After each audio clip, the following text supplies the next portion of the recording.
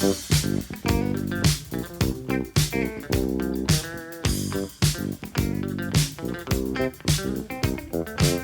love cookies. I love cookies. I love cookies. I love cookies. Welcome to Cookies, the off-season basketball podcast. I'm Ben Detrick. Jordan Redaelli is on vacation today. Fortunately, off-season Andrew Kuo is in the building. Summer League form, baby. What does that mean exactly? That means while everyone is drinking their, Jordan is on the beach drinking his margarita, his frozen delicious beverage. He's got a Mai Tai in each hand. I'm Just vacation mode, vacaying. I'm just here pouring 30 points, representing the New York Knicks in Las Vegas. Oh, man. It's weird. I've never gone to Vegas for a summer league. It's a con, right? I think so, and I feel bad because I don't mean a con, like a confidence scheme. I mean a con, like it's a Comic Con. Oh, yeah, it's yeah, basketball of course. con. Yeah, and people love it. And, I feel like a bad fan because I talk casually with some other people that are friends of the pod, and they're just they're not into it like they don't have their own podcast about basketball. And I'm like, oh, what are you guys doing this month? Any plans? They're like, we're going to Summer League, man. You're not going? And I'm like, oh, what, should I... Where are you guys staying? Can I come? I feel kind of inadequate. I don't really like Las Vegas. Maybe this is based on going there once for a story I was working on and not having the chance to go with friends while there was Summer League basketball, do a little light gambling, have a couple drinks at the Bellagio. I've only done it in a work context, but I did not love Las Vegas. I don't like the desert in general. It kind of makes me depressed. It's kind of like, I don't think it's necessary, pictures of Joshua Tree don't make me want to go there. And Vegas is like, when I went there years ago, it is in the desert, right? Like, when you drive up at night, you see Vegas in the distance, and then you get closer, and it's in the middle of nothing. Well, I've only flown in, and you land, and you're kind of on the strip. Like, there's not like a long commute. Like, if you're going into... I don't know, many cities, the airport is removed, maybe an hour plus. It's like New York, whatever. It's like LaGuardia, JFK. It's a hassle. Vegas, you just kind of land and you're there. Would you be nervous if you were one of the government officials of Vegas because of the gambling laws changing in America? Like, do you think you're going to lose a lot of... I guess it started with the whole narrative of Goodfellas and stuff, how America's taking bites out of the uniqueness of Vegas. And Vegas is adding a hockey team. They're going to have the Raiders. They're going to try to kind of assimilate back into America. Yeah, I can't tell because legalizing sports gambling to me is a bit superficial because I think most people who enjoy sports betting are doing it online anyway. Totally. It's just offshore. So I think Vegas is still, you want the experience of going to a card table or playing slot machines. Seeing Britney Spears, Celine Dion. Yes, paying egregious amounts Which of money great. to see A-Track and Diplo, cheating on your wife. The full Vegas experience. That New Yorker article that came out about EDM and what these guys were getting paid, which basically ended that entire scene, was fascinating, man. It was kind of the summer after maybe the Rihanna hit came out, Love in a Hopeless Place. And they were saying they would build up to that song at maybe a certain designated time, 12:30, and everyone in the bar would know that would be coming. So all the waitresses would be ready to flood the floor taking orders. So that song would come on and they would stretch it out or whatever, and they would make millions of dollars in 3 minutes. The house. That song reminds me of a supermarket I once lived over and hearing it come through the floorboards. Is that the best song of all time? Maybe twice an hour for years. Are you talking about the former Cookies Lab? I could be. But yeah, that song is a floorboard record to me. It might be the best song of all time. I watched that movie American Honey, How was it? Netflix. It was okay, but they surprisingly had the rights to that song. How much does that song cost? I don't know, but they played it like 2 or 3 times in the movie, so they were getting their money's worth. That's amazing. It was kind of interesting that there was a few records that they had splurged on, and some of them they played 3 times in the movie as like, oh, this is the crew song that they all like party to. But that one had 2 prominent placements, and I wonder if you have to pay twice to use it, or is it like, all right, we're just going to license it, and we can figure out a way to get it in there as much as possible. Right. Is per use a movie or a scene? You probably negotiate that pretty quickly. Yeah, probably. But still, for a little artsy movie with, I mean, I had, like I said, Joaquin Phoenix in it, but that was a big record to license. Huge. One of the biggest. Well, back to you living above a place that would blast that song a lot. When we were hanging out there quite a bit, didn't see much like fresh produce around. You lived right above like a place where you could procure all that good stuff. And then we're in a new undisclosed location, and we're surrounded by beautiful foods, man, and vegetables. What's up? Look at all these tomatoes. They look amazing. It's tomato season. I see a bevy of bananas. Does that work? I think it's called a bunch. A bunch of bananas. Some avocados. This looks, are those heirloom tomatoes, man? Those are heirloom. They were passed down ancestrally. Are those boomer tomatoes? I'll take a couple of those boomers. Yeah, this one tomato has been in the family since What's the deal? Tell me. since we saved the French's ass. No, I'm really becoming a loser. I've joined the CSA. Wow. And I've also signed up for Misfit Madness or whatever it's called. Misfit. It's like, this is interesting. Not really, but in the context of this conversation. So it's a service that delivers once a week or bi-weekly, or I guess how much ever you wanted said vegetables, but the ones that weren't pretty enough to be sold in supermarkets. So instead of them being thrown away, they're sold for roughly half the cost you would get them, but they're all organic.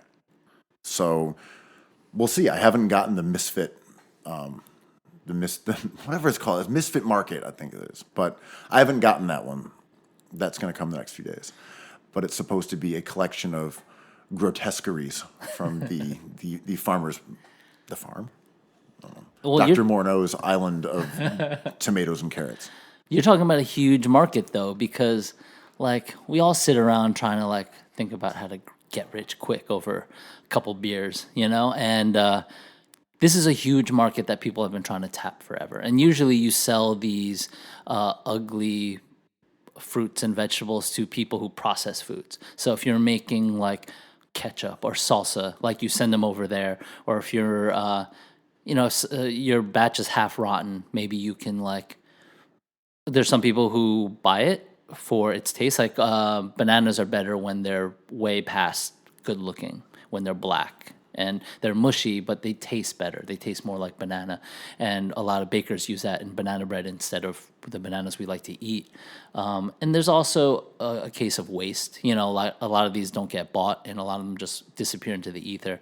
But what I think about all the time is, like, you know, I'm a big fan of David Chang, and I like his business acumen kind of even more than his food sometimes.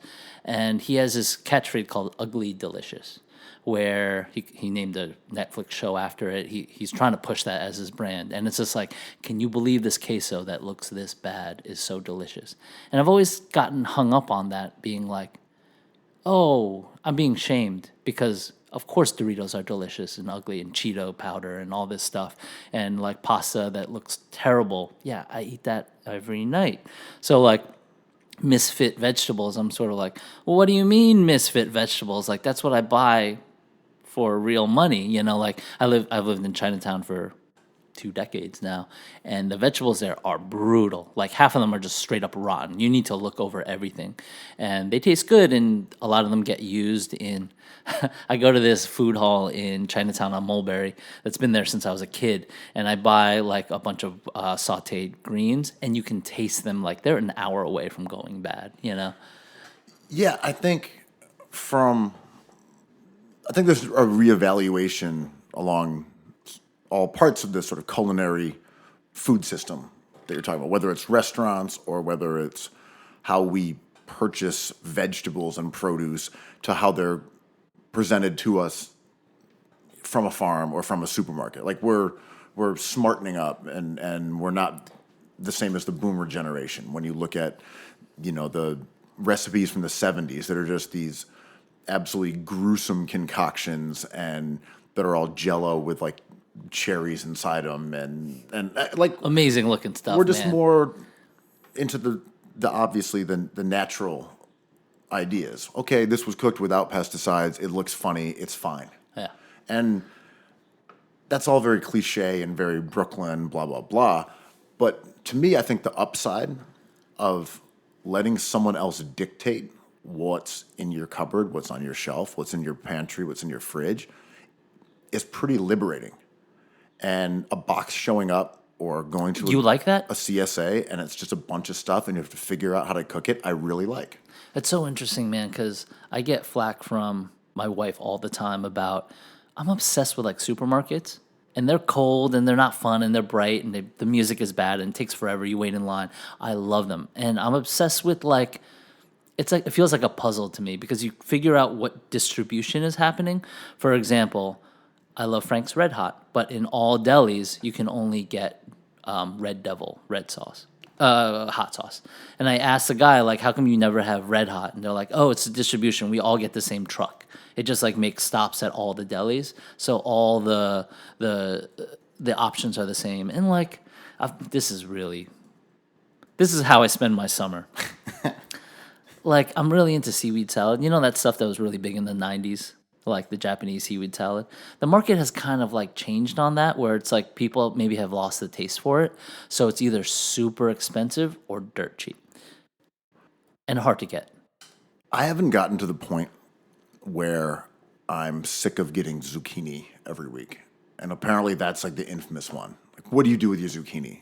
Is it zoodles? Do you make zucchini bread? How do you do your zucchini? I don't know. I mean, I've only had it a couple times. We're early in the season here. It's July. We haven't gotten into True. real summer squash turf. Right. Summer squash season. we're not there yet. Haven't squashed yet. But I like having to figure out what to do with kohlrabi. Yeah. I'm like, okay, you just dropped off 3 kohlrabis. And Oh, right. what am I going to do with it? This German radish. Am I going to throw it out because I don't know how to cook it, or am I going to figure it out? See, this is weird, right? This is the whole Food Network thing, the challenge. I don't like challenges with food. I like figuring out what to do with a kohlrabi. So if I run into a kohlrabi in an alley somewhere, I'm like, I know what to do with you. I'm going to slice you up, serve you with some sliced apples, some toasted hazelnuts. Gotcha.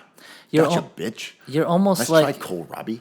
You're in like a produce cipher. You're just freestyling like concoctions off the dome. I mean, that's a ripoff from Estella and our buddies over there at Chez Matant. Oh yeah, Yeah. So I don't really know what to do with it. That's what they do with it. they make good food. Let me just be clear. But yeah, enjoying. I'm looking forward to seeing what happens this summer. When it's high season for tomatoes. It's about to be crazy. It's about to get wild, but there's a small window, right? Who knows? We'll see. I'm new to this game. But yeah. What else is happening here? Oh, your man Jeffrey Epstein. That was the worst transition I've ever heard in any podcast I've ever listened to or been a part of. Terrible, man. Yeah. So your man's Jeffrey Epstein is. You just played hero ball with transitions, man. You're like, I'm shooting this rock no matter what. Like, you're triple team. Like, it's going up. My man's. Look, it was a good shot. 45 foot off the back foot. It's a good shot. Your man's Jeffrey Epstein has run afoul of the law again. Oh, those rotten tomatoes. So Jeffrey Epstein, a financier, Billionaire. his money's a little sus in terms of where he got it from. Sure. No one really seems to know. But he was allegedly running sex trafficking operations between like 2001 and 2006, according to the law enforcement officers. And he had plea bargained on part of that, and now he's been arrested again. And it's an interesting case, not only because of the horrors that he allegedly inflicted upon underage women, but it ties into, allegedly, very powerful, prominent men, such as, allegedly, Donald Trump, Bill Clinton, Alan Dershowitz, etc. So it is Pizzagate, but real. It's odd to see something as interesting but outlandish as QAnon, kind of like when you find the roots of that, where that went wrong, right? Or right in this case. It's just like, yeah, I don't really necessarily believe in the details of Pizzagate, that they're running this ring and like it's all based off of this like insider society of billionaires. And you're like, breaking, insider society of billionaires commits, like crimes that are unimaginable, allegedly. And I'm outside a Combat Ping Pong with this AR, and I'm ready to go. Yeah. I mean, it's odd. Right. It's like, I think we only have bandwidth for what we can accept as like acceptable ideas, and that shifts with every group and every person within that group. And it's really jarring to hear some news sometimes because it kind of it alters your framework for. Well, it's like every conspiracy is absurd until it's true. But we only remember the ones that are. I'm sorry, you're saying the CIA was working with the Contras to bring cocaine into South Central Los Angeles? What an absurd proposition that they did. Yeah. It's like pretty soon. Well, I always think about those terms in technology, and it's like pretty soon you'll be able to, or maybe like let's say the moon landing. It's just like, oh, prove to me that we actually did it. It's like, we have photos. It's like, I don't believe those photos. Can you prove it some other way? It's like, no, my eyes see them. And then we do this thing in like basketball all the time, right? I'm like, I've seen the photos. The moon landing's real. People have been there. The people who were there talk about it. It's real. And they're like, what else? And I'm like, ooh, you got me. I mean, I think it's real. Yeah, it applies to all of these things. Okay, we're not living in a simulation until it becomes clear that we are. Right. Like, until someone puts you on pause. And, I mean, but that was my being put on pause. Right. Like, things are ideas until they're concrete. I just watched all three Make Try in a row last week. And I think the thing that I have trouble most as an adult trying to reconcile with is deja vu. When deja vu happens to me, I'm like, what the hell is going on? I cannot explain this. I swear I saw this happen or have been here before. But it's just like a collection of memories that kind of line up, and memory doesn't work anymore. And I know my rational mind is just like, oh, there's people who talk about how we create these scenes that seem repetitive, but they're not. But if they are repetitive, it's just random. Like, what the fuck are dreams? Oh, yeah, you go to sleep and then you start imagining stuff and it seems real. Oh, okay, sure. Yeah, it makes a lot of sense. And then, like, I thought I was like driving a spacecraft around, and like, but that wasn't real. Although it felt exactly the same as when I'm awake, and I didn't know the difference. It's like when the Knicks are just like, well, we tanked to get this player in the lottery, and the league is like, you don't exist. What games are you talking about? No. I was at Madison Square Garden. I was watching the game. I was there. I had a hot dog. It's like, sir, there has been no basketball here for years. I mean, it's that Seinfeld episode, right, where he goes to the mega club in the meatpacking district, and it just like disappears, which is hilarious because that's literally what happens to clubs back in that day, right? Be like, oh yeah, I've been going to this place behind another bar, and it's great. You know, I met some friends there. I met new people there, and it's like I went there last week. It wasn't there. I'm No, like, no, yeah, no, no, no. closed down. There's a stairwell. You got to go down the stairwell. Yeah, yeah. No, I did. There's just a kitchen there. Yeah, but if you go through the kitchen, now then there's a little small room in the back. I always wanted a trick door in my house. I don't think I'm ever gonna get one. Yeah, same. But I've always wanted one, wait, man. which kind of trick door? I was thinking more of, for me, I like the bookcase that rotates. Like Yes. you can walk through the bookcase. That leads to like a kitchen that everyone uses. Like not for like a Knicks lair where I watch alleged games that never happen. You know, I want a trick door that leads to like my bathroom. It's like you go through the bookcase. I'm like, what do you mean? It's like, trust me, the bathroom's through the bookcase. It's so cool. Yeah, it's like the Phoenix Suns when they were like, we don't want to have D'Angelo Russell. He's a bad influence on our guys. And then they wake up and it's just them staring at these cacti with mesas as far as the eye can see. And like someone's just drawn like a circle and a little square around plane. it in the sand. It's like the Lakers being like, we had a chance at Kawhi. And the tumbleweed rolls by. Sorry. Yeah, so the Epstein thing about nightlife, though, is that as someone who wrote about nightlife and was around a lot. You maybe are still the nightlife Batman. Perhaps. And you were a nightlife Robin. I sure was. Yeah, the Millhouse version. But you were around that world. What's interesting about some of the details from the deposition in the Epstein case is that it lines up with these things that we knew and things that we saw and kind of puts a hidden hand or I don't know, a puppeteer behind some of these things, right? It's like we all knew about model housing. All knew about that there were houses, Soho, East Village, etc., where it'd be 10 models on tiny little bunk beds jammed into a little place, and they'd be there during Fashion Week, or they'd be there. Lafayette, Calvin Klein building. Right, so that was a thing. And that's mentioned in the deposition about Trump and Epstein and how they had these spots in the East Village where they would pack in all these underage girls, and they'd come straight from Russia, and they'd be wedging them in there, and some of them would be the ones that were younger and better looking would be in one place that was nicer, and the other ones would be in another, and you're like, this is all stuff that we knew about. And the same way that these underage girls were funneled into clubs and into nightlife. And it's all mentioned in this deposition of how they had recruiters and they'd bring them there, and you're like, we knew that happened. Like the promoters, and you'd be like, wait, what? How are these like girls who are like 15 years old in clubs? Like we saw that gross shit happening.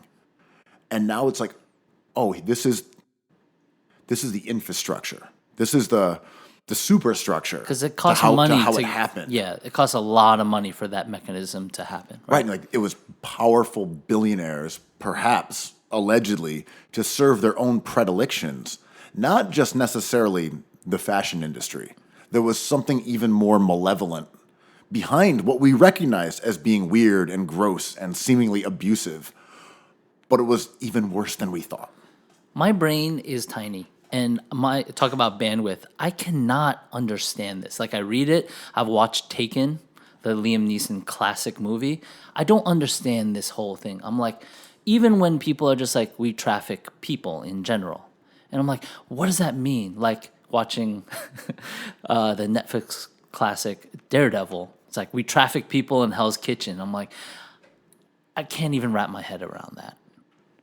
But then I live in Chinatown, and there's like stories of the squalor that these people live in these storage units. And I'm just like, oh my God, we got to do something about this. And I'm like, there's no way to do anything about it. I mean, there was that boat with that, I can't remember, it capsized or ran aground by the Rockaways or whatever, that was full of Chinese people who were being brought in by like this infamous like snakehead, I guess is what they were called in Chinatown. See, I am so like American Story, like Fievel. Oh, that's how you say Taibuli, by the way. It's Thibault. It rhymes with Fievel from American Story. You know, the little mouse. Okay. Italian mouse? Tabule. Anyway, Fievel. I'm naive because it just boggles the whole like refugee thing just boggles my mind. I'm like, everyone should be Marcus All and go out there and just help these people.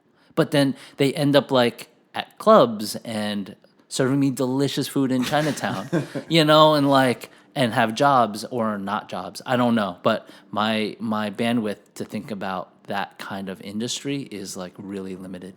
So I think the takeaway on these kind of ties back to that idea that there are conspiracies all over the place, and whether they are irrational and strange or sensible, they are there and they are real. And there was a conspiracy to bring in underage girls to serve the purposes for powerful men who had billions of dollars and operated above the law, and that trickled down to a 14-year-old like vomiting on your CDJ while you were at Avenue.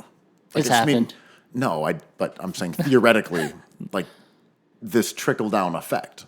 Yeah, and it looks so normal. I didn't even think about it until like years later, maybe like this week. I'm like, oh, that's why that crowd looked like that.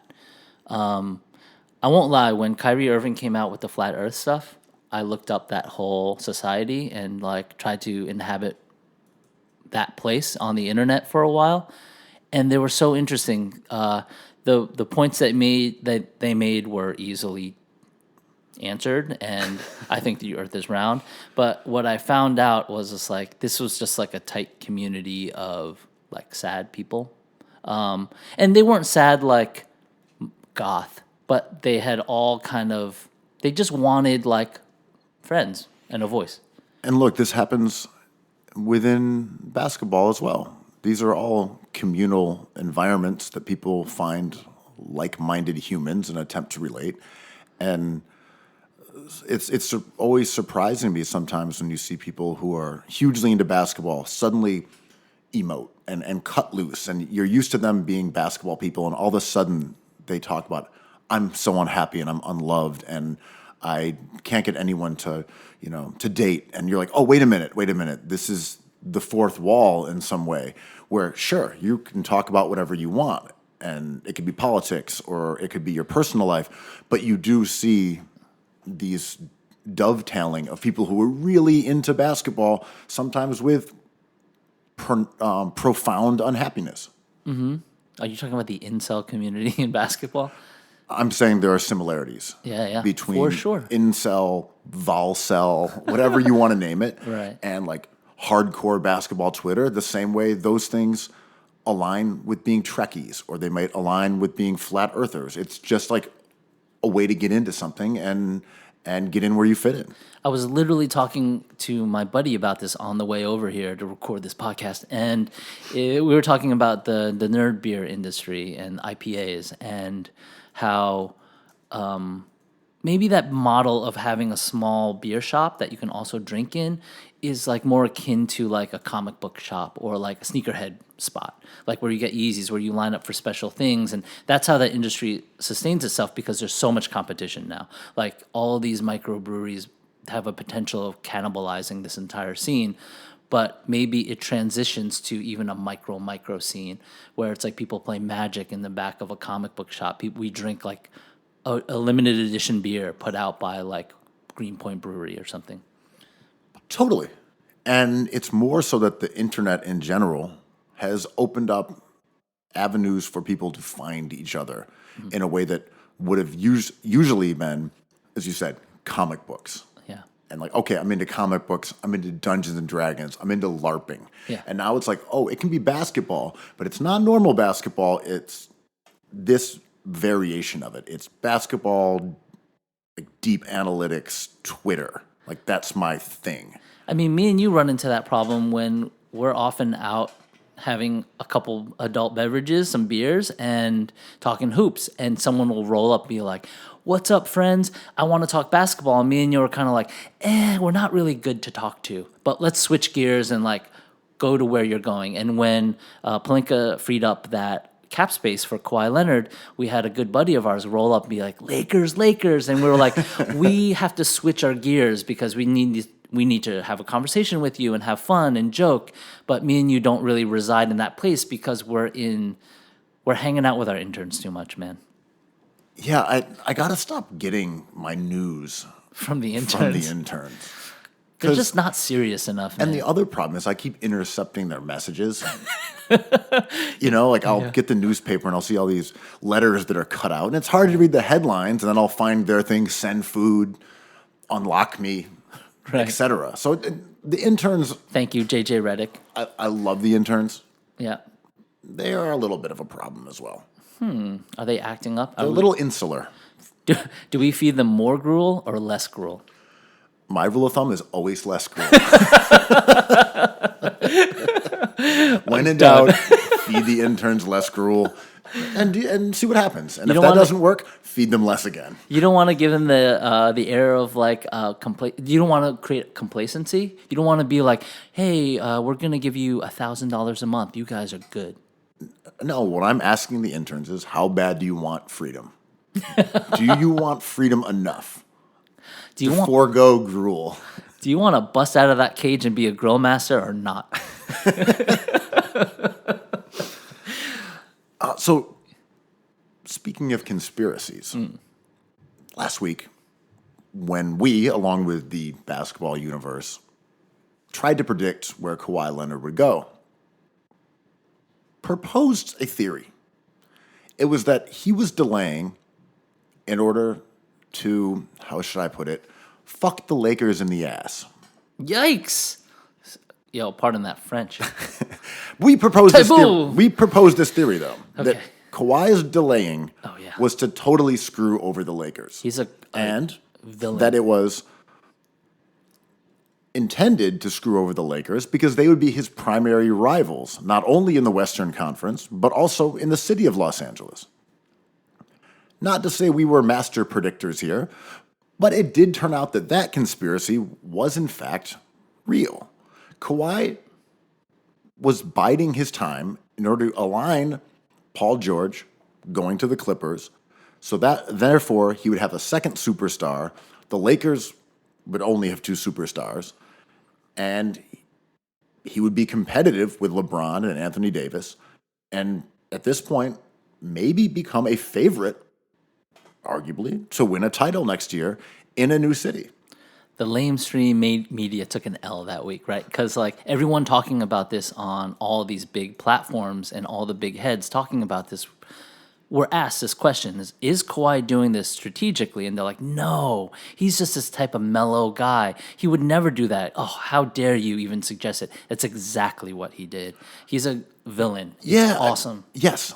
I mean, and look, I'm not even trying to we were right. I just mean, he was Machiavellian. He was manipulating everyone to achieve an end goal that no one gave him credit for doing, because it's all good old simple Kawhi just wants to get some buckets and bucket man, board man. Like, no, Kawhi screwed everybody over. He screwed over the Spurs. Then he went to the Raptors, got him a chip that he cares about, and then was like, yeah, I'm also out. Screwed them over. Kind of screwed them because he delayed a long while.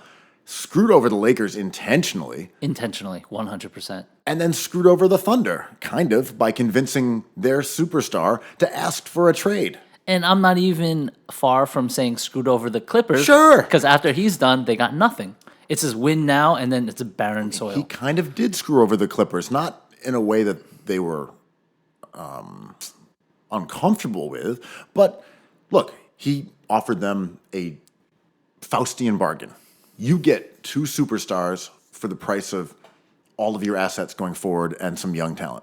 But you do get two, maybe of the top 10 players in the NBA. Right now, where you have 0 yesterday, you have 2 today. And if you're the Clippers, you say, absolutely. And when I decide to leave again, you have nothing. So you're no longer a competitor, and my legacy is intact. And I think I don't even think Kawhi is a genius. He's not even playing 4/20th dimensional chess here. It's just oh, I could just screw over all the teams because everyone wants me. This is just called leverage. Like this is how you negotiate like a card game. You know, like it's pretty simple. But it's what you were saying. He is a villain. He is 100 the most dastardly player in all of sports history. And people are still pretending as if his maneuvering was not brilliant and cutthroat and completely to serve his own needs, both financial and in terms of setting himself up to potentially win championships with a third team. Kawhi is a badass supervillain. Give him his respect. He is apex LeBron, apex clutch sports. He took their model and was just like, I have leverage over what you're doing because you blinked first. Like, you showed your hand first. Therefore, you're screwed. I am going to just hand you an L. Right, so that's the thing. LeBron absolutely is strategic. Absolutely has goals and takes initiative and has created the kind of teams. Always created his teams. He is right. That's the thing that's funny about LeBron. It's like he's created the teams that he's won championships on. He deserves credit for creating the Miami Heat, The GOAT. creating the Cavs. But he's also had a little too much heart.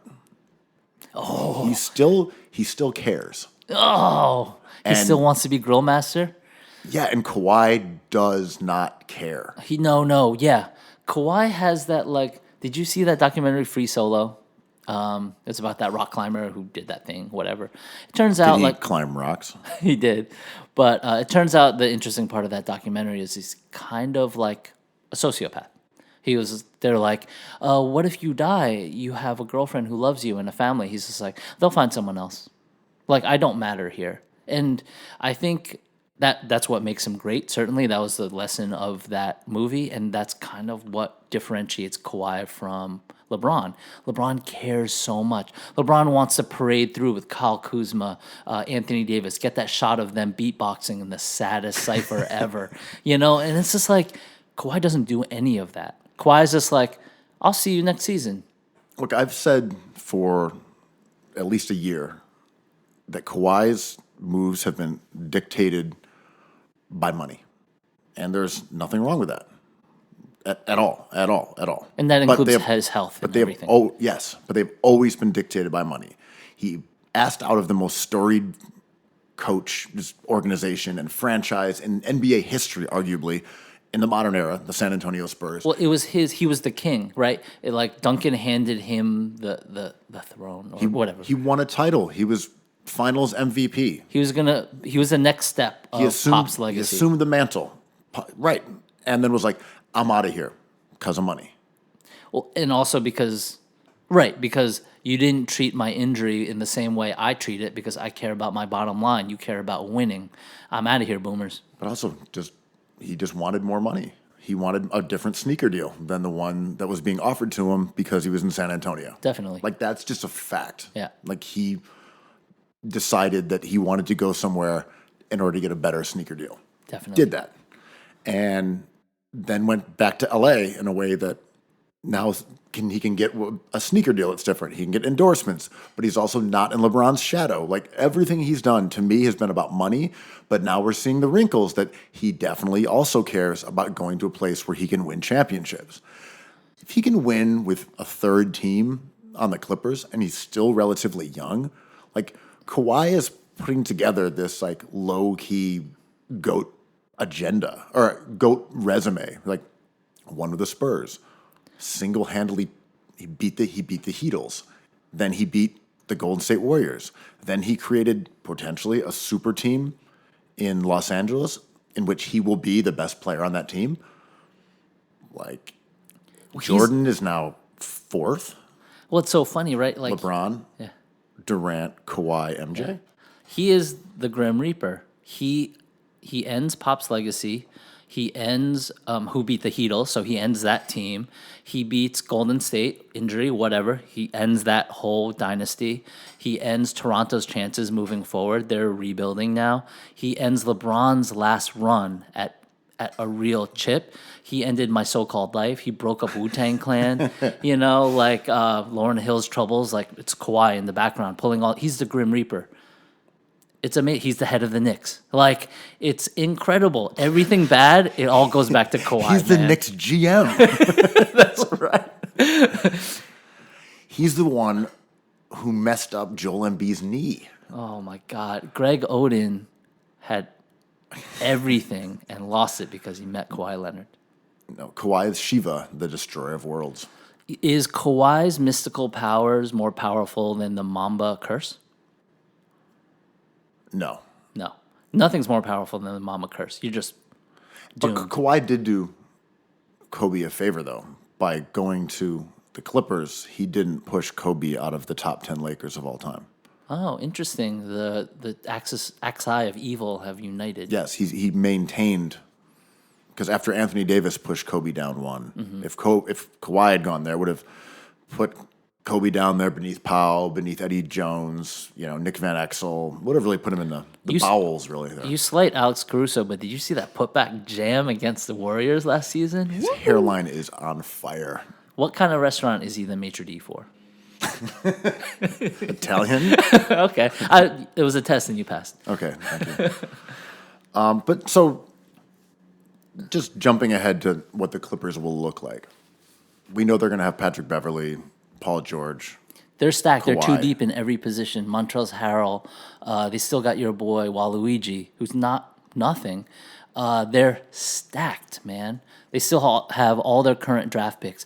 Kawhi is a genius. Oh, I just said he wasn't a genius. He's Zubac, I forget which one it is, but they just re-signed him to a 4-year deal. 428 or something. So they've got, as you said, a couple different style centers. You've got Lou Williams on an affordable deal, along with Waluigi, who makes almost nothing as a late first-round pick. So you got some shooters. You got Beverly, who's a defensive whiz. And then you have maybe the two best perimeter defenders in the NBA, as Paul George and Kawhi Leonard, both perennial defensive, player of the year candidates. That is a gnarly team to go against. That sweeps. That's a gentleman's sweep versus the Lakers. That team is just better. That team is no fun at all to play. No. It's like you've got shooting and shot creation, but also you can put 3 good defenders on the floor all the time. It's a huge pain in the ass. You have an all-NBA player in hiding on the bench in Lou Williams. His per 36 numbers, like, to your credit, you looked him up last time before we started recording, are exactly the same as Damian Lillard's.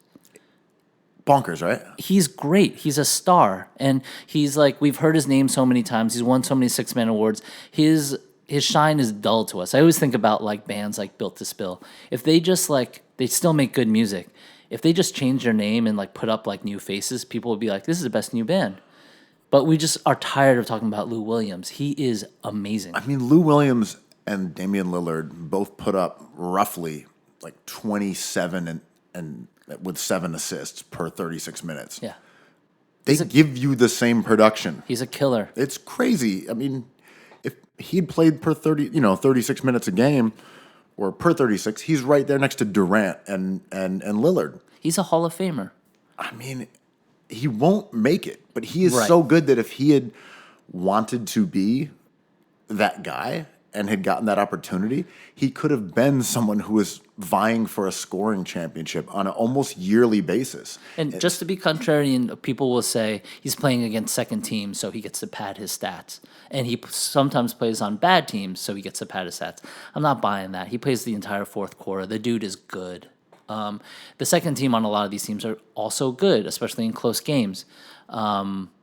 He's great. If Daryl Morey likes you, you got something going for you. Look closer. But, right, he's a guy that, I mean, Lou Williams, but you're like, man, you have an elite scorer, Lou Williams. You have Waluigi, who can really shoot. You have 2 of the best two-way players, arguably, in NBA history, with Paul George Beverly. And Kawhi. Get him into the playoffs. And Beverly save him for the playoffs. And Beverly is a psycho. Yeah, I love Beverly. The Clippers are sick. They're sick. Do you have them competing with the Rockets? I still love the Rockets here. I think when Kawhi went to LA, they were licking their chops. I think those are your two best teams in the West. I think Golden State, if Clay can come back healthy, and we'll see how Russell acclimates in that situation, They or could whether trade him in December, right? right, whether they are able to flip him for another contributor. They did a good job scooping up role players on like really cheap salaries. They did everything smart. I mean, we joke about there's no way that years ahead would have aged well because eventually this would have happened to them.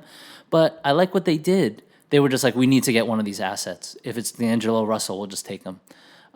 It's just like putting money away instead of like, I don't know, blowing it all in one night. And they'll trade him again, but I don't think they're in competition. I think, and this is a really I don't know. I think Golden State, if they come back and it's Clay and it's Curry and it's Dre and you got Russell and they did a decent job filling in the gaps, like they're a really good team. They may not be able to beat the Clippers. They may not be as good as the Rockets. Steph is still a nuclear weapon. They're in that mix. Yeah. I mean, the hottest takes I want to make are like, I think the Lakers, there's a strong chance the Lakers and Warriors are in the lottery. If Anthony Davis's shoulder feels funny, they're just done. That team, aside the top two, that team is bad, man. It's really bad. The Warriors strike me as a team that will screw around for most of the season, end up solidly like 4th or 5th seed, and be very annoying to play if Clay can come back and have. I mean, look, I'm not a huge Clay believer, but he helps. He is certainly someone who is important to that team now. Yeah. In They a still way have Draymond in a Green. way that he was less important to Yeah. them with Durant there. Right. They could be annoying like the Yankees, no Simbin. Like, they still have players we forget, like Draymond Green and Steph Curry. It's easy because we've talked about them for so long that they're dull to us. So we just want to check that box being like, okay, they're done. We don't have to think about them anymore. But like the Yankees, it's just like, we're still around, like the Spurs more so. I think the Pelicans give the Lakers trouble. That's a deep team as well. Well, so let's talk about the Lakers for a second. They were held hostage by the Kawhi decision in a way that prevented them from signing a lot of the free agents that Would have helped they them. might have been interested in. They did get Danny Green, who's a good player. He had a good season. They brought back some of the same guys as before, like Rondo, and ones that didn't really work last year. JaVale McGee. Right. McGee was fine. Yeah, he's fine. Rondo was fine.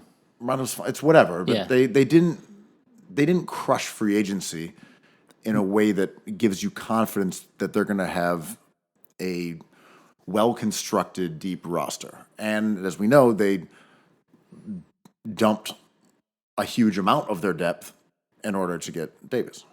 I mean, I don't think we're bringing up the Mo Wagner Bamba move enough.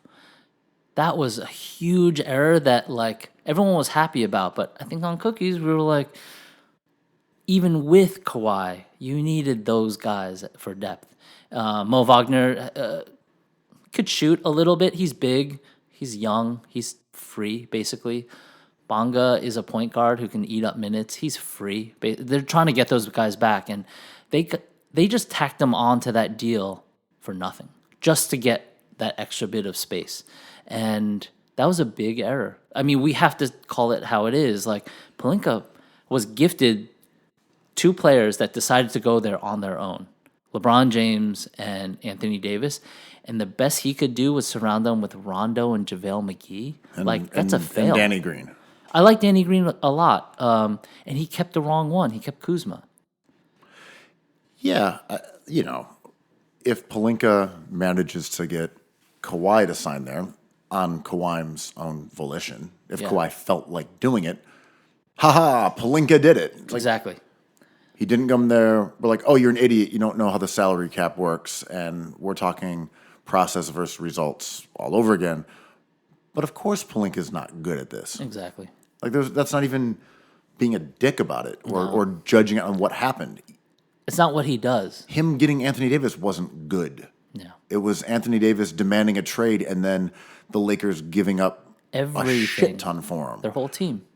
If Kawhi went there, it was because of Kawhi. Like, Right. Pelinka is But to his credit- Pelinka's a butcher, but his hands are also tied in a way that makes him, I'm trying to extend this metaphor, the butcher, that makes him hack away at slabs of meat in a certain way. That's a spicy sausage. But like, but this is where I fall along the lines with Pelinka and Steve Mills. Creating that space is a plan. And it didn't work out for either big team. But you gave yourself an opportunity, and all basketball is, and all sports is elevating probability. If you can get Bobby Portis under contract, you got to do it. The poor god, Madison Square Garden is now the poorhouse. if basketball was played there. God, Knicks fans are going to love Brzdeikis and Portis just because they're like thick and rebound. It's going to be hilarious. It's going to be like Oakley Mason. Randall's going to be a crowd pleaser. Of course, because he's going to drop 30. And people are just like, he gets buckets. He'll slap the floorboards a couple times. Oh, my God. Boomer it up. I don't know about these dunks or hummus. Okay, so the other shoe in this Kawhi conspiracy is the Oklahoma City Thunder. So after re-signing Paul George to a 5-year contract last summer, Miraculously. that was viewed as this incredible Coup. validation of the Small commitment market. they had made to him. It was a small market movement. And we're like, oh, wow, that's incredible. Paul Whoops. George chose loyalty. He didn't go back to Los Angeles. He's staying in Parody. He's staying in Oklahoma. He's going to play with Russ. They declared, I think, June 7th, Paul George Day, after his loyalty. And He has an MVP season, kind of, before it's he gets incredible. hurt. He And looked then amazing. Kawhi comes over and is like, dude, you want to come to LA? And he's like, Yep. yeah, I'll do it. Yeah, I'm in. What does this mean for the Thunder? It's sad. Like, I really like Sam Presti as a GM, and I think the moves he's made have been to like mitigate how people view his market and his city. And I think he got a haul. I think he did the right thing. I think you take that deal if it comes to you. After seeing how Westbrook and Paul George play together, and Steven Adams, who's great, you take that deal because there's so many picks, and Gilgeous-Alexander is awesome, and I think he is no slouch. And he steps right in if you want to deal Westbrook. So the whole thing gets... This is where last week I asked for your help, and I still need it. I am so into like mortgaging stars for picks and like young players that I think I have like a built-in like... I'm annoying because all I want is like 5 picks. I could have told you this. Wow, breaking, Kuo, irritating. 30 years old Paul George, who's an MVP candidate, two-way player, top 10 when he's healthy. Yeah, I'll take SGA in your future. I hear that, but yes, you are annoying, as you conceded. I don't think OKC even considers this deal unless they were in potentially salary cap hell. Mm-hmm. I don't think they imagine hemorrhaging I misspoke there. I don't think they imagine giving up the best player on the team, an elite top 5, top 10 player in the NBA. Awesome. He's awesome. Who's under long-term contract for a collection of picks unless they were like, we can't move Steven Adams. He makes too much money.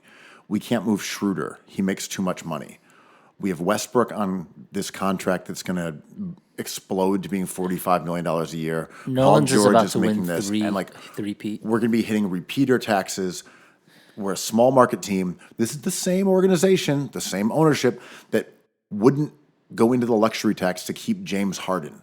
Literally offered him like $5 million less to keep him out of the luxury tax. Jeremy Lamb. I just think they looked at this and said, I don't know that we're good enough to win a title with this group. We might be, but it's not worth us coming out of our pocket for what it's going to require to keep it intact. And if we tear it down, we'll save a lot of money. And the specter of the Grim Reaper, Kawhi Leonard, being like, Paul George is just going to leave us. He's going to like figure out a way to leave us because this is the temperament of these superstars in the league. So maybe like we have to just mitigate this situation. I never buy that shit though. But Paul George asked for a trade. Fuck him. No, 100%. But then that's what Pop tried to do with Kawhi Leonard. And Kawhi Leonard was like, okay, I'll just test you until you break. Well, right. The OKC mayor or someone had a line that's like, we have to realize that these guys are all free agents, even though they're not. Yes and no. Yes and no. Look, I'm all in favor of player Paul George mobility. certainly, though. But He's good enough. I will say, I do not think Paul George, with 4 years under his contract, has any leverage whatsoever. If he says, I want to be traded, you say, no, Paul, we're not. You just re-signed to a 5-year deal. You don't have leverage here. But this is where I think I said with Presti, because it's like, no, you're not. And then you hear what Jerry West and Doc Rivers are willing to give you, being like, all right, we're good. For sure. I mean, that's what this was. Yeah. I don't think Presti said, oh, shucks, we got to trade him now. It's like, well, okay, we'll now consider it. Yeah. And what will you give us in exchange? I just thought a lot of the vocabulary around Presti arriving at that decision was that he kind of had to do it. And I just disagree with that.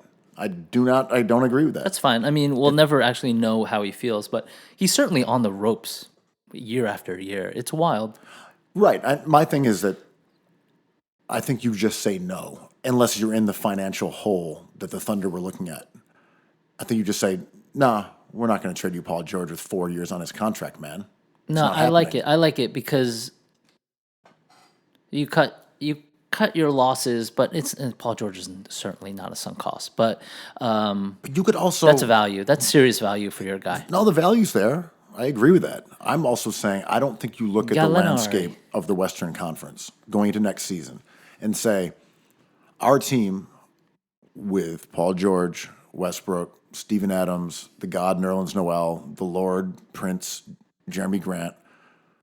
I don't think we can say that team is not a contender in the West. I just don't look at. I look at it and it's like this team is good enough to win the West.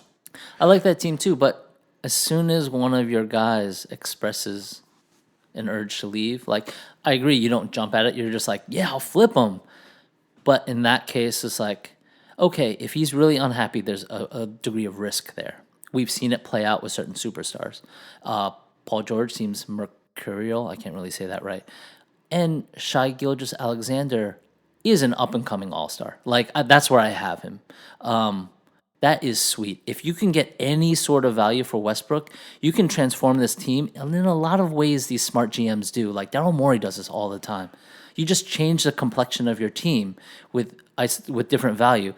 Gallinari has value. Westbrook, his market seems weird. If he goes to Miami, you might be able to get, I don't know, who's Miami? Justice Winslow, Dragic. I don't think that sorry, I thought I saw UFO. I don't think the Thunder's trade was bad. I don't think their logic of saying, okay, let's blow this up is irrational. I also think with the landscape of the West that one could have argued they were good. Just as easily, definitely don't blow it up. But they were shopping Adams weeks ago. Well, it was revealed that they were taking offers for Adams, which is not a big deal because you can't play any of these centers in the playoffs ever. But true, but I'm saying their motivations has been money. That's fair. But let's assume everyone's motivations have been money. That's what we keep on saying, right? Like, even Anthony Davis turning down his trade kicker, maybe, his bonus. That's about money too, because he's getting that back. So let's just assume this is all motivated by profit. This is a longer view for Presti that he's accustomed to, because he's usually win now, because he's had the talent, and Westbrook. But Westbrook is depreciating at such a rate that you can't ignore Paul George even noticing.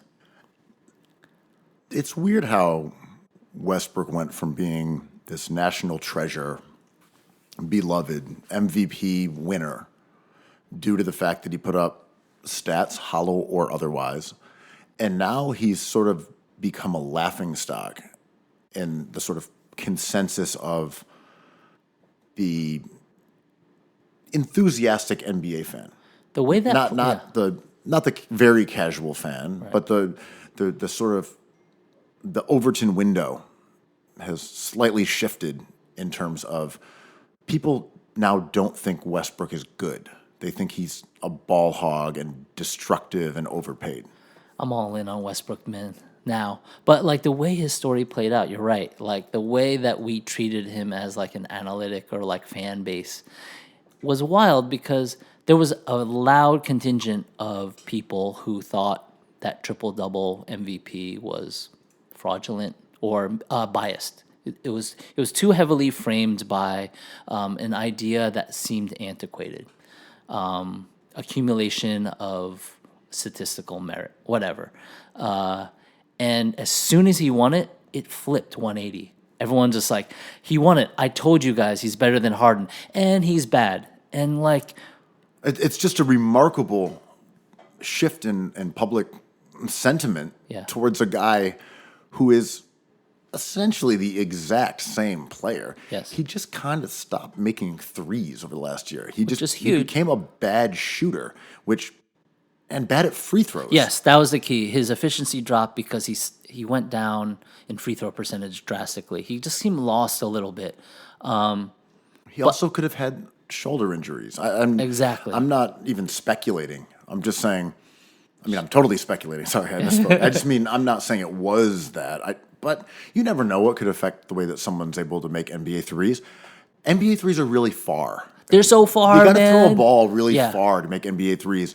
If you've taken a lot of damage and played physical, aggressive basketball, Mechanics are off. and you hurt your shoulder, like suddenly you go from 33% To from 25. 3 to 25%. You're like, all right, now it makes sense. Yes. Whether that's what happened or not, or it's just a fluke, I'm just saying there could be reasons that would explain why all of a sudden he struggled with free throws and threes in a way that he didn't as much during his MVP season. Yeah, and the reason I say I'm all in on him now is, like, I feel a sympathy for him because he hasn't changed that much. And to your point, like, I think the changes that we've seen with his shooting percentage are like the result of, like, wear and tear mentally and physically. And I'm just like, I'm with this guy, man. Like, you guys built him up to be this thing, and you abandoned him. He's like, wait a minute, I'm doing exactly what I did when you told me I was the most valuable player in basketball. I'm still doing the same thing, and now you're like, you suck. Yeah. He's like, what did I do wrong? I'm just doing what I did. He averaged But a I've literally- triple-double a year later. and a year after that. Yeah. Or close. Yeah. He's just done the same thing over and over that we rewarded him for and told him he was historical and brilliant. And now we're like, actually, you suck. It's like this self-loathing thing, when he's on his MVP run, fans are just like, some fans are like, oh, they're manufacturing rebounds for him because they want him to win this award. And they're like, nah, it's tenaciousness or it's tenacity or it's just a will to win. And as soon as he gets that award, it's just like, oh, we hate ourselves for thinking that. It's just like the reflection is too bright. I'll say I'm in on Westbrook right now. For sure. And I was not in on him That's what I'm as saying. an MVP candidate, but I like him now. And I think He's undervalued now. I think he is undervalued because shot creation is real. That is a thing that exists and is valuable in the NBA. And you can sit there and put a bunch of dudes around there who can play some defense and 3-and-D dudes or whatever. Having a Westbrook or say a James Harden allows you to put guys on the court that are not fully formed basketball players. And that's a huge advantage if you're building a team. Cool, we can put a point guard or a two guard or another guard with Westbrook that isn't good at doing things because Westbrook creates more potential assists and more assists than anyone in the NBA. He is literally the best player in the NBA at creating shots for guys like Jeremy Grant or like Nerlens Noel or Steven Adams. Guys who you don't have to put the ball in their hands. And I'm not saying that makes his shot selection adequate. His shot selection sucks. But that's the most fixable thing. He needs to stop taking threes. Yes. He needs to not take 28 shots a game. But his ability to create shots for guys who don't have that skill, to me, in the modern NBA, is crucial. Shaking that Mamba mentality is so crucial for an aging superstar. But let me ask you a question. I think SGA is a complete point guard. I think he's big. He can pass. He can rebound. He can play defense. He can score a little bit. He needs to grow like any other second-year player. Are you worried about if you're Sam Presti, are you worried about his development with a Westbrook who might have a stronger Mamba mentality now than ever? I've always been a skeptic of theories about guys developing with other guys on the floor, etc. But Westbrook has a track record. Well, let's say with Oladipo. Yeah. Right? And again, I agree with that part of it where it's like, if you're not going to show what you can do, how do we know you can do it? I don't think... Let's say James Harden. Well, the thing is, Oladipo clearly could do those things. He just wasn't able to show us that he could. His development wasn't hampered because he showed up in Indiana and was freaking great.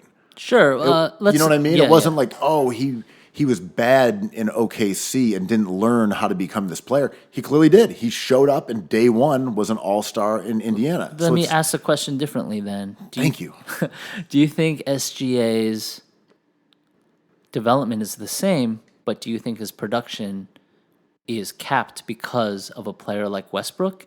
And do you think you're not getting value out of SGA because he's playing next to Westbrook? I think that's more likely.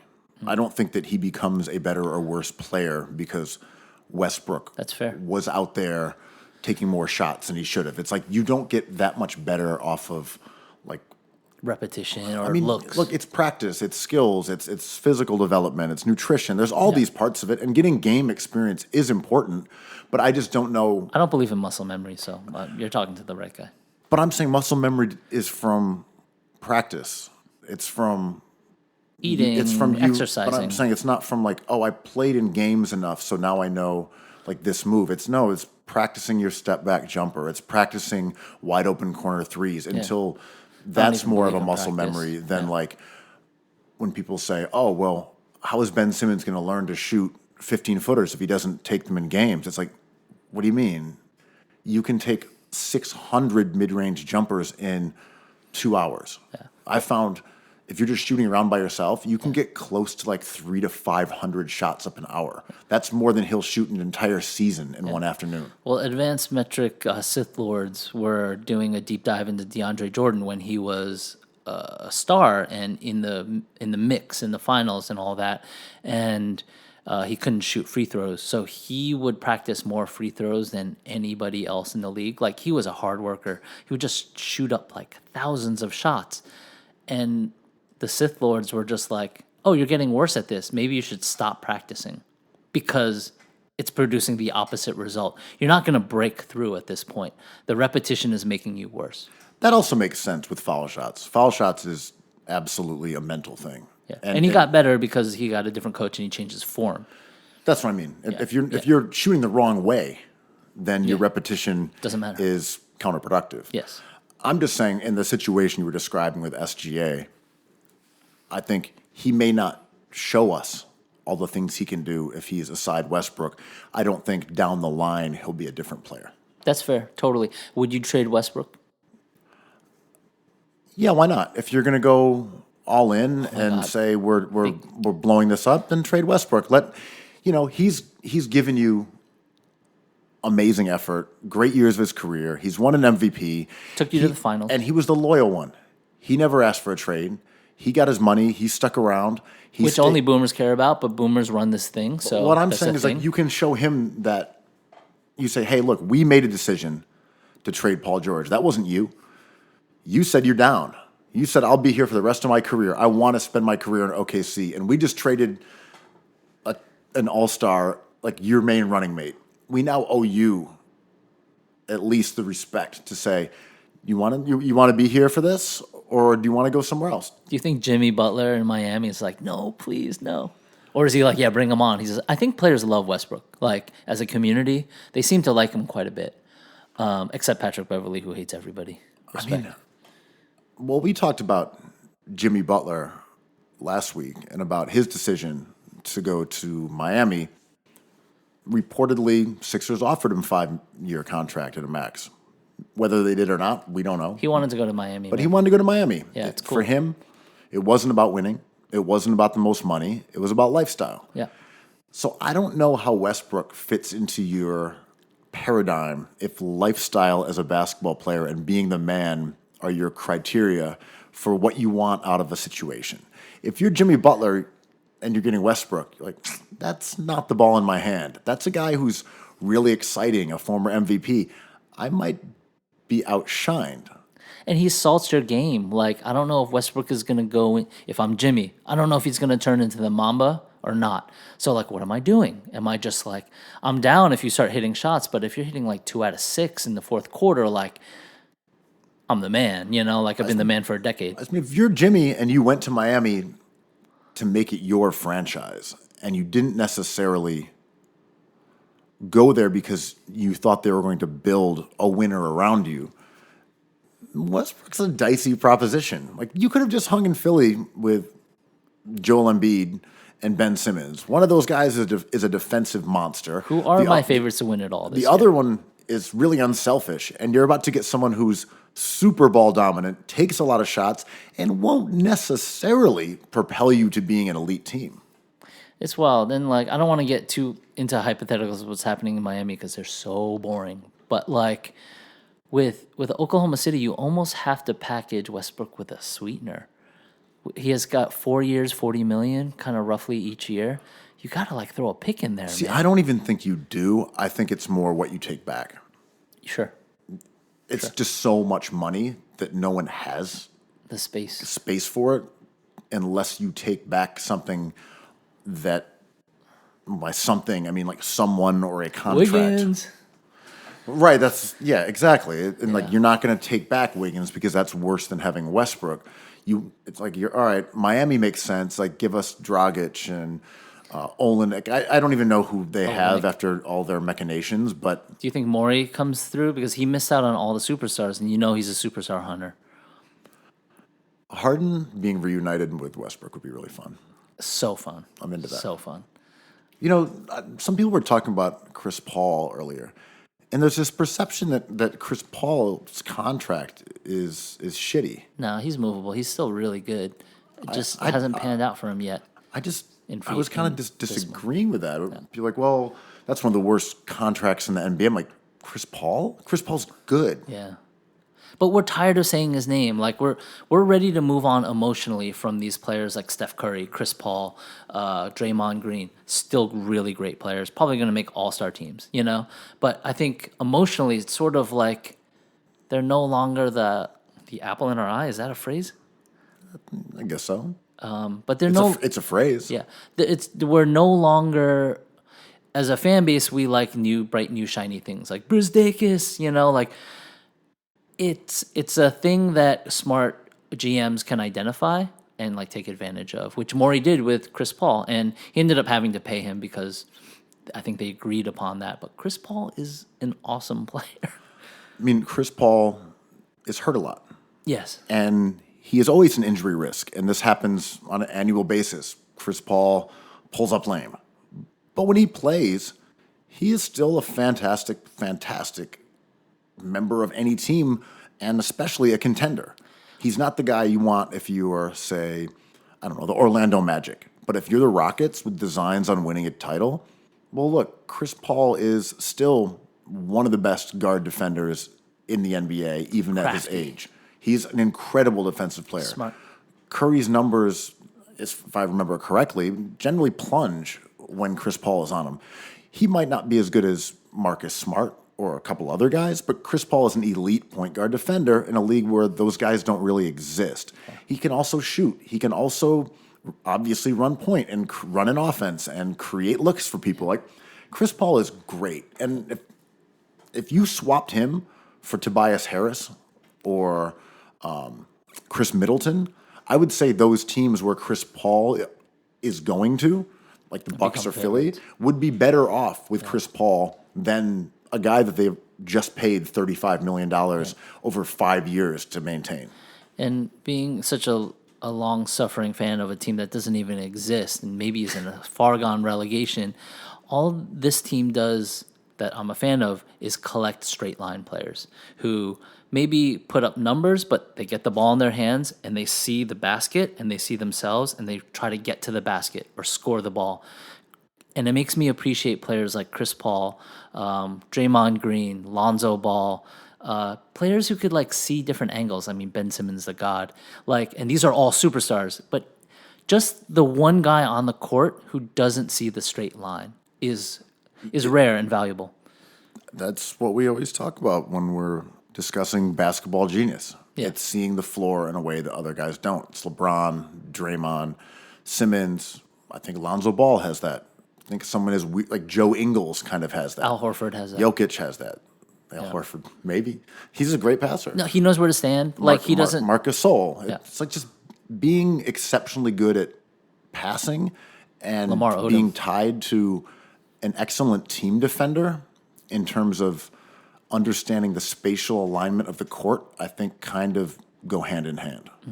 Yeah, I mean, he's that Steve Nash model, right? Like that awareness of plays, how plays develop and mismatches is such a rare thing that when you have Chris Paul, however old and boring he may seem now, however salty and Napoleonic he is, so valuable. Like he's a winning player. Do I think that in 3 years, him making $45 million is problematic? Yes. Do I think for next year, him making 38 after making 35 this year, after being a top 20 player in terms of what he brings to the table when he's on the floor, he's fine. Yeah. Like you're paying, as I said, you're paying Tobias Harris 35. You're paying Chris Middleton makes that much. Middleton 35. Anyone who just signed Klay Thompson's going to make 35. Woo! Maybe he makes even more. Yeah, he got paid, man. Whatever, do it. I'm just saying Chris Paul is making for his skill set and his abilities and what he's proven he can do. He's making what he should make. That may change. At the moment, it's fine. Yeah. But I still have the Rockets, man. The Rockets in Denver, like those are very, very good teams. Speaking of teams that don't exist, have you watched any of the non-existent Knicks Summer League games? Much to the chagrin of like my mental well-being in the summer, you think like you take the summer off, you get to go to see something nice that isn't a small iPad on your desk. I've been obsessed with Summer League, man. Bristakis went off for 30 last night. Why? Brazzers? Why is Mitchell Robinson playing? I was just going to ask you the same thing. Can you answer that for me? Because I don't understand why you would take someone who is an exceptional defender, All-star. like freakish level defender, and say, yeah, get out there and screw around with these guys who are just trying to make an NBA team. Prove it to us. Right. It makes me fear. I mean, the Knicks are dumb in so many ways, but here's a new way I fear.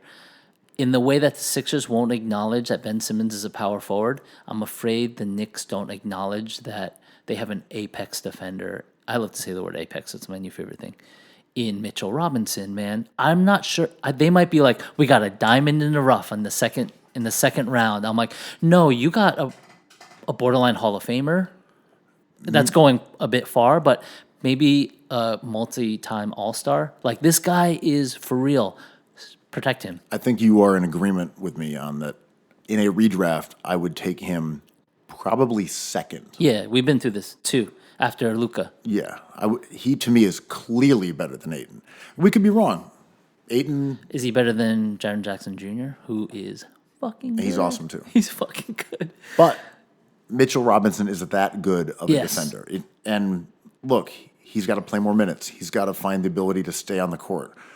But all those issues pale in comparison to the fact that he was the best shot blocker in the NBA. He has the ability to catch lobs. He has the ability to close out. Efficiency is wild. And he's shooting better from the free throw line. You look at his metrics in terms of things like BPM or PIPM, which are composite.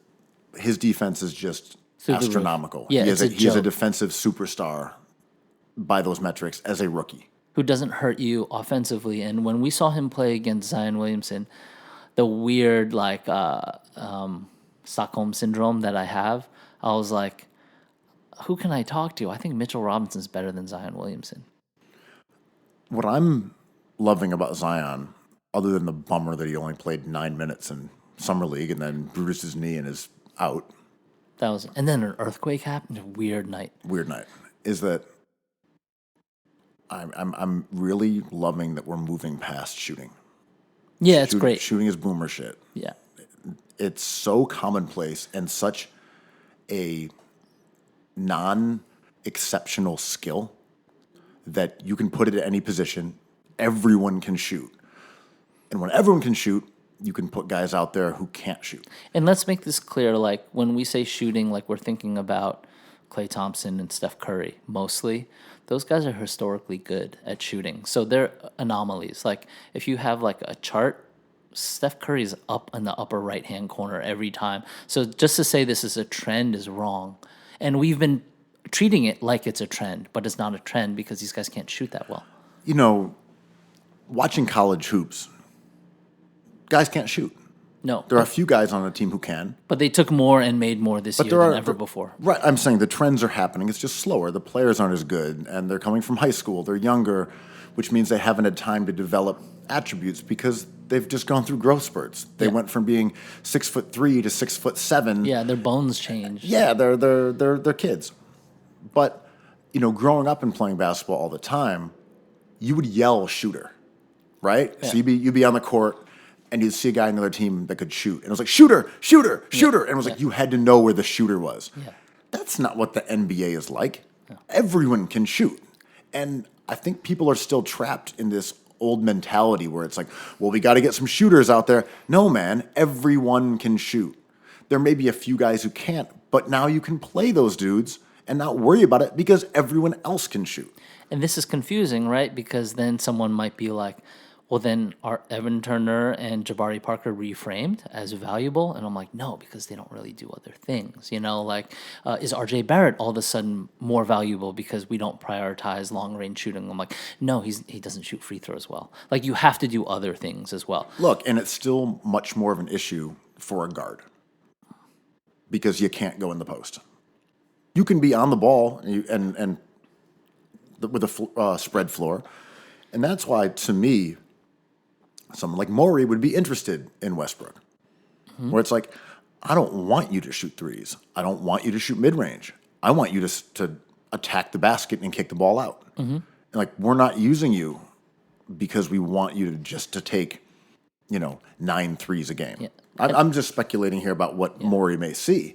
But to me, having a non-shooter is not the same kind of toxic element that it would have had on an offense when there were other non-shooters on the floor.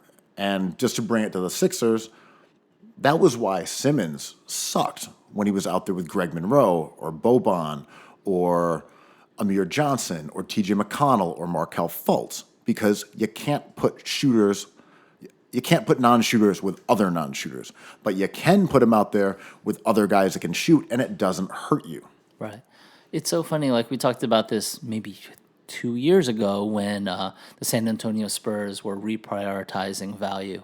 And we're just like, any smart boomer team would be like, what is the smartest team and most historically good team in the last 2 decades? Why are they doing this? And I don't think anyone's really asking that question, but Morey could probably answer. It's just like, oh, it's a shift of value. And the San Antonio Spurs, R.C. Buford, is a forward-thinking guy, saw the field and be like, we can identify this one value. Yes, and that's why the idea that, need some shooters out there. That's boomer shit, man. Yeah. That's old news. When people didn't it took people so long to understand what spacing was and that you needed like a stretch 4 to have a competent offense, that now everyone still thinks under the framework of shooting is the most, it's like a rare attribute. Right. How do we find a shooter? They can shoot. And every center now can shoot threes. Not every, but you know what I'm saying. Most centers, finding a stretch 5 is not difficult. Yeah, and there are not that many of them. We can probably count 20. Literally, all the best centers in the Eastern Conference on the best teams, Embiid can shoot threes. Horford could shoot threes. Brook Lopez could shoot threes. Gobert cannot. Ibaka could shoot threes. Yeah, Capella cannot. I know, but I'm saying, if you look at the Eastern Conference, those good teams, every single one of them had a center that can shoot threes. It's not hard to find. You want a Luke Cornett? Go and get one. How did the Bulls get him? Why didn't a good team get him? That was annoying. He's so cheap. Just get him. He's good. But yeah, he gives you off the bench for nothing what Brook Lopez kind of does. Yeah. And is making He's real also money. a rim protector. That was weird. But it's sort of like years ago, I remember a conversation we had with microphones about how, like, okay, now everyone understands that the corner three is the most valuable shot, and we're not saying it's not. In terms of profitability on the court, take every corner three you have, open corner three, whatever. But our question we asked right away was, now that this is like an understood thing, what's the next evolution? We have not ended the evolution of this game. This is the peak NBA game we've ever seen, but there's bigger peaks to like get to, and we may be seeing that with the way we treat and pay out players who shoot or not. Well, it's just the same way that the Bucks shifted their offense and ended up, I believe, taking more threes and running more and doing all these modern, these modernisms were part of the reason their offense was a lot better, and that was also involving Giannis, who can't shoot for shit. Yeah. So it's just about the components and your worldview. It's not saying because our star can't shoot threes, our team is going to play in some archaic, retrograde fashion. The Bucks played incredibly modern basketball, but with a superstar who won MVP who can't shoot a lick from generally anywhere except for 3 feet away from the basket. So it's like, it's just rethinking how components work together to create an end result. And this is where I particularly sound pretentious again, but recently I've been thinking a lot about like the Italian futurists, right? And so they would, if they were around now and a bigger voice, they would be like, okay, instead of fixing climate change, are we going to create domes? Who's going to make these domes? They just go like, back in the day, they were really into warfare and be like, oh, we're just in a state of warfare now, so we're going to go to war. Machines are going to take over. They don't actually address something as like an issue that has to be fixed and retrograde, right? Like, so they would look at the NBA and be like, oh, we're in an era where you overpay shooters. Let's just not shoot. We're not shooting anymore. Live or die with that. That's just the way, this is the reality we live in the moment. I mean, when Mike D'Antoni put shooters everywhere, it was revolutionary. That was also 20 years ago. 12 years ago, might as well be 20. Wait, Nash and Amari? Was that 2006? All right, yeah, my sense of time sucks. Sure, but I'm saying it was 13, 15, whatever. A generation. It was over a decade ago. And in the NBA, that's like 3 generations of players. Yeah, and it's getting faster and faster, and it's all based on personnel. If next draft we get like 5 shooters, it's going to change. 5 shooters are going to do a lot and who are lottery picks and who can be alphas. But in this draft, we got DeAndre Hunter, who's like the best shooter and not that great, and like, so you're not getting the right personnel to fit the pieces that you want for, like, a new NBA of shooting and a value there. So just to run it back, talking about some new pieces, anything that you like on the non-existent Knicks Summer League team?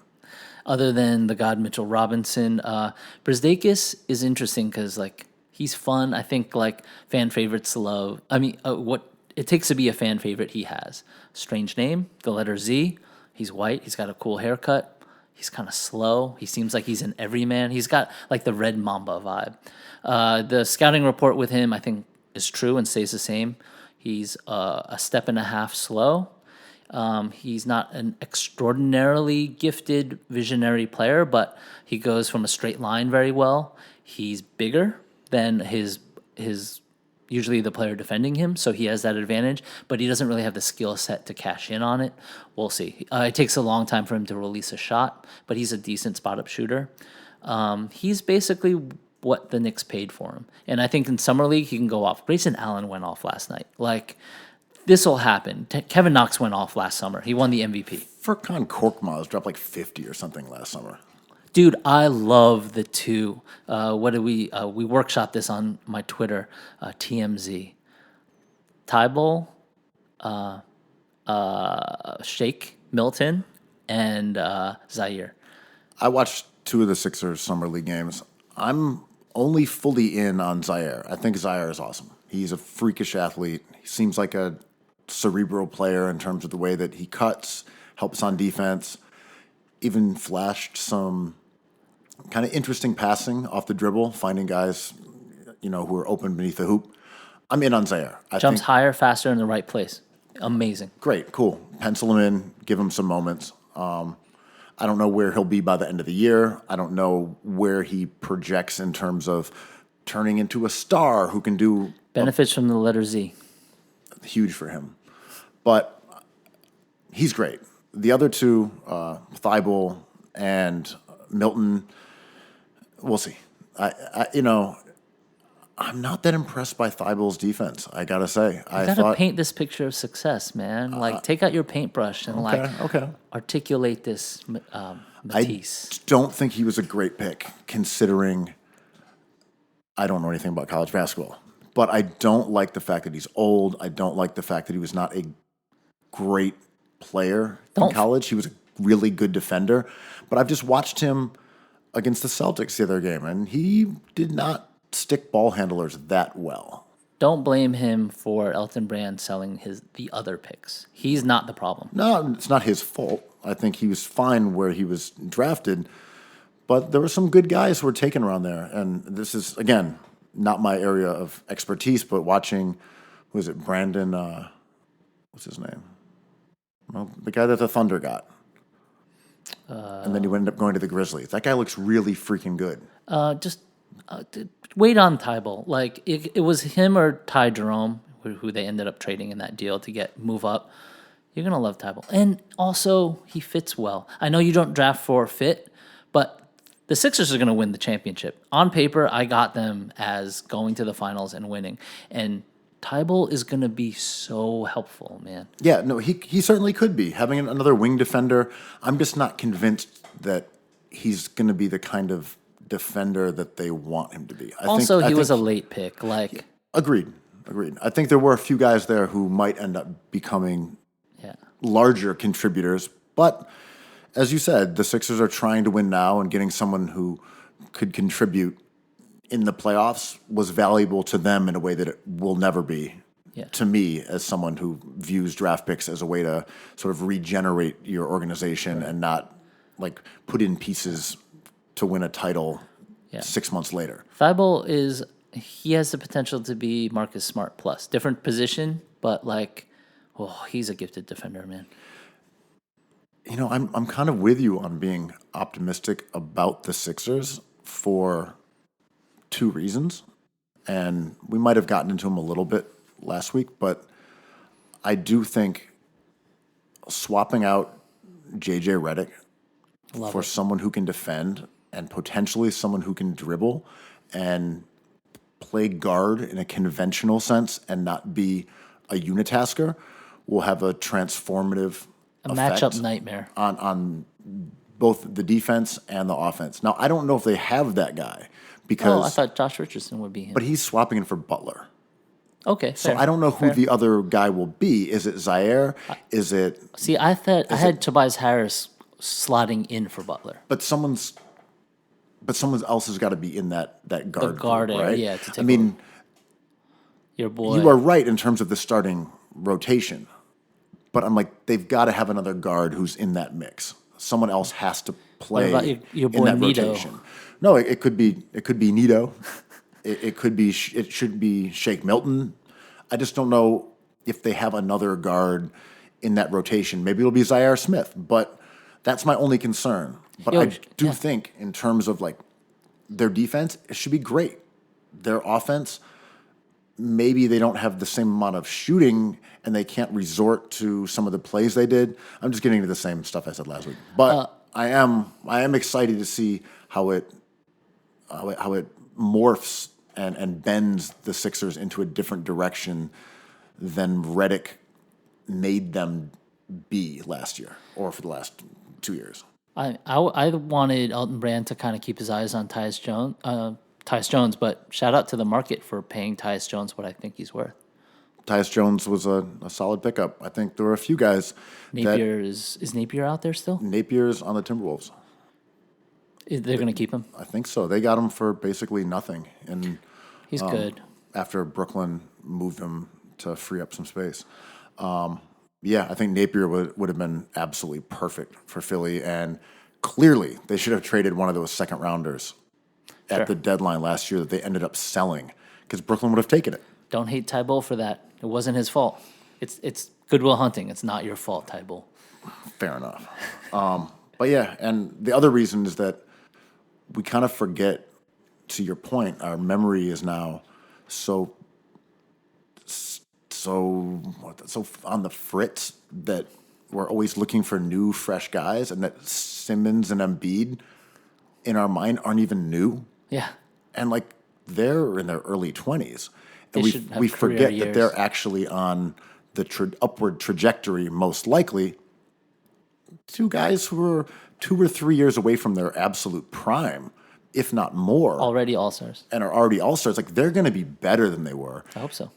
And having Simmons out there at all times with a center who can shoot, like he's going to be a beast this year. I hope so. And I hope he never takes one jump shot. Don't do it. Don't be a boomer, Simmons. No boomers. Cookies. Cookies. Boomer free.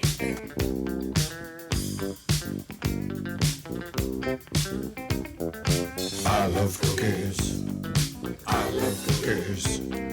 I love cookies. I love cookies.